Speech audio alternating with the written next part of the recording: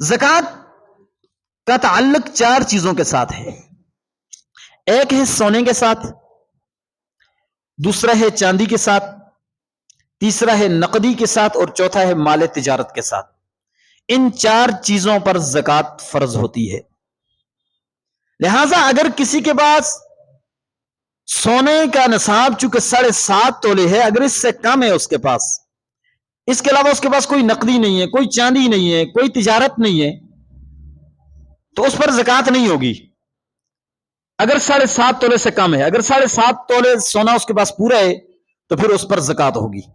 لیکن ظاہر عام طور پر ہر بندے کے اکاؤنٹ میں، ہر بندے کے پاس نقدی ہوتی ہے، وہ اگر تھوڑی ہے زیادہ ہے تو پھر اس کے پاس پلس ہو جائے گی، لہٰذا اس کے سونے پر زکوٰۃ ہوتی ہے.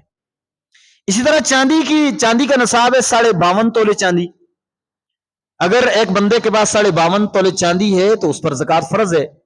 لیکن اگر 52.5 تولے سے کم ہے اور اس کے علاوہ بھی اس کے پاس کوئی نقدی نہیں ہے، سونا نہیں ہے، تجارت نہیں ہے، تو اس پر زکوٰۃ نہیں ہوگی.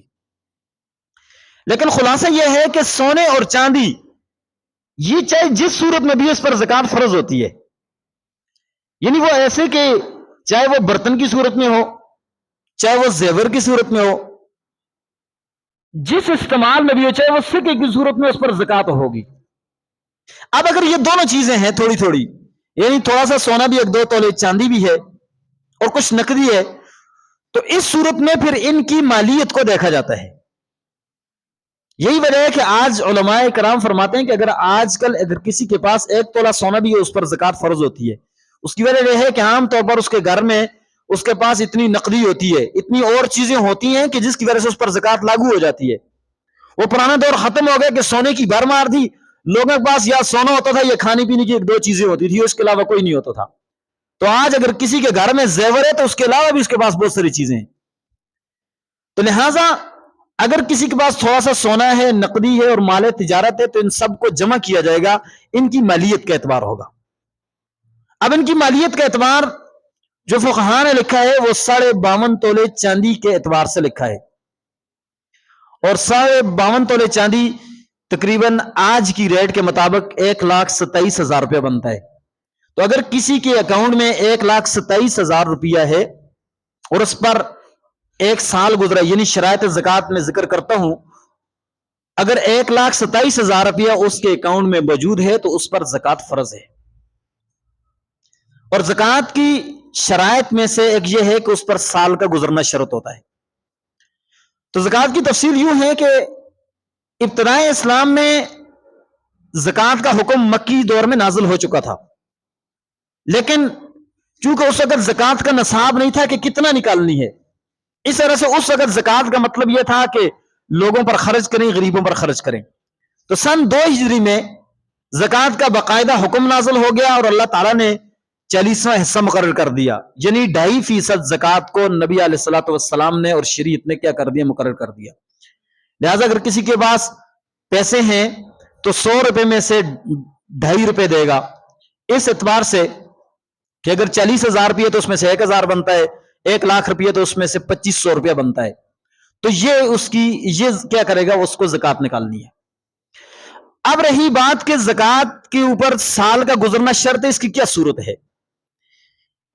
پہلی بات تو یہ ہے کہ زکوٰۃ نکالنا کسی مہینے کے ساتھ خاص نہیں ہے، لیکن عام طور پر مسلمان اور ہمارے ہاں پاکستان میں شعبان اور رمضان میں زکوٰۃ نکالی جاتی ہے. لوگ اپنے تمام مال کا، اپنے تجارت اور کاروبار سب کا حساب و کتاب کرتے ہیں. تو اس میں ہوتی ہے، اصل شرط ہوتی ہے سال کا گزرنا.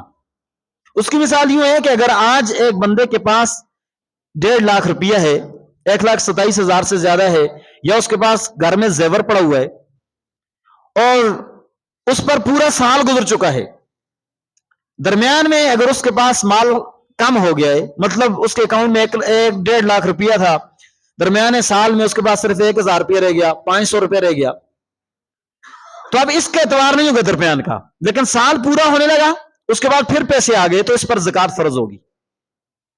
تو سال کا گزرنا اس طور پر ہے کہ سال کے شروع میں بھی اتنے پیسے ہوں کہ جس پر زکوٰۃ فرض ہے، اور سال کے آخر میں جس دن زکوٰۃ کا نصاب پورا ہو رہا ہے اس کے پاس اتنے پیسے ہونے چاہیے کہ اس پر زکوٰۃ کیا ہو جاتی ہے، فرض ہو جاتی ہے. تیسری چیز ہوتی ہے، اگلی چیز ہے وہ تجارت کا مال. تجارت کے مال پر زکات فرض ہے. تجارت کا مال یہ عام ہے، چاہے وہ کسی کی دکان ہے یا کسی کا چلتا پھرتا کاروبار ہے یا کوئی پراپرٹی ڈیلنگ کا کام کرتا ہے، اس کے پاس پلاٹس ہیں، پلاٹس بیچتا ہے. یہ اس کے علاوہ کوئی لائف سٹاک ہے، مطلب وہ مال مویشیوں کے بیچنے خرید و فروخت کا کام کرتا ہے. یہ اس کے علاوہ کوئی اور کاروبار کرتا ہے، لکڑی کا کاروبار کرتا ہے، اور کسی چیز کا کاروبار کرتا ہے، کوئی بھی کاروبار ہے، اور اس میں جو چیز وہ بیچتا ہے تو اس چیز کی مالیت کا اعتبار ہوگا. لیکن اگر وہ کوئی ایسی چیز ہے کہ جس کے پیچھے اس کی مشینری ہے تو مشینری کی مالیت کا اعتبار نہیں ہوتا ہے. اسی وجہ سے اگر کوئی بندہ مثال کے طور پر درزی ہے تو اس کے پاس اس کی مشینیں وہ کام کرتی ہیں تو مشینوں کی مالیت نہیں ہوگی، بلکہ اس سے جو کمایا جاتا پیسہ ہے اس کی مالیت کا اعتبار ہوگا کہ وہ سال میں کتنے پیسے کما کر کے اس کے اکاؤنٹ میں کتنے اس کے پاس ذخیرہ ہیں پیسے، اس کے پاس کتنے بچے ہیں، اس پر زکات ہوگی. اسی طرح ایک بندہ جو ہے نا مثال کے طور پر بعض ادھر اس علاقے میں لوگ شٹرنگ کا کام کرتے ہیں. اب ان کے جو پاس جو مال ہوتا ہے ان کے پھٹوں پر، ان کی اس شٹرنگ پر جو ہے نا وہ زکات نہیں ہوگی، اس لیے کہ وہ بیچنے کے لیے نہیں ہوتے، ان کو کام کرنے کے لیے ہوتے ہیں. البتہ اس کی جو ٹھیکیداری کر کے جو مال کماتے ہیں ان کے پاس جو پیسے ہوتے ہیں ان پر زکات ہوگی، ان پر نہیں ہوگی. لیکن اس کے برعکس اگر کہ ایک بندہ جو ہے نا وہ شٹرنگ کے وہ مال وہ بیچتا ہے، خرید و فروخت کرتا ہے، لاتا ہے، چیر کر کے دیتا ہے، تو اس کے پاس وہ سٹاک ہے، تو چونکہ اس کا کاروبار وہ لکڑ ہے لہذا اس لکڑ پر اس کا کیا ہوگا، اس پر زکات اس کی واجب ہوگی کہ اس کے پاس کتنی مالیت کی ہے. پھر اس کے علاوہ اس کے پاس نقدی کتنی ہے. تو اس لیے زکات اللہ کا حکم ہے، اور اگر ہماری فیلڈ میں جس قسم کی بھی ہے تجارت کی، چاہے چھوٹی ہے چاہے بڑی ہے، اگر اس کے پاس تجارت کے مال میں جو مال ہے یا اس کے علاوہ سونا چاندی ہے، اس کی مالیت 52.5 تولے چاندی کو پہنچتی ہے تو اس پر کیا ہوگی، زکات فرض ہوگی، اور یہ اللہ کا حق ہے. اور زکات کی چونکہ 3 حیثیتیں ہوتی ہیں. پہلی حیثیت یہ ہوتی ہے کہ یہ اللہ کی عبادت ہے، اللہ نے حکم دیا اقیم الصلاۃ وآتوا الزکاۃ، تو ایک تو عبادت کی حیثیت ہے. دوسری اس کی حیثیت ہے خدمت کی، چونکہ اس سے خدمت خلق ہوتی ہے، مخلوق کو اس سے نفع ہوتا ہے تو خدمت خلق ہے. اور چوتھی چیز ہے کہ بندے کے دل سے حب مال نکلتی ہے، اس کو یہ اس کے ذہن میں یہ ہوتا ہے کہ یہ مال اللہ کی طرف سے ہے اور میں نے اللہ کا حق اس کے اندر سے نکالا ہے. تو اس لیے اگر مال تھوڑا ہو یا زیادہ ہو اس کے مسائل پوچھ کر کے ہمیں اپنے مال میں سے ضرور زکات نکالنی چاہیے.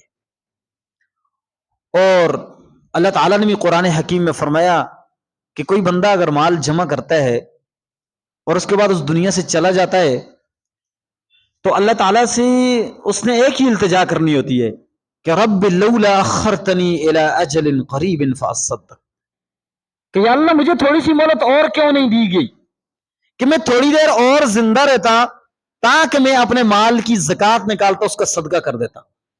اس لیے کہ مال کی زکات اور صدقہ نکالنا یہ نامہ اعمال میں انتہائی بھاری ہوتا ہے.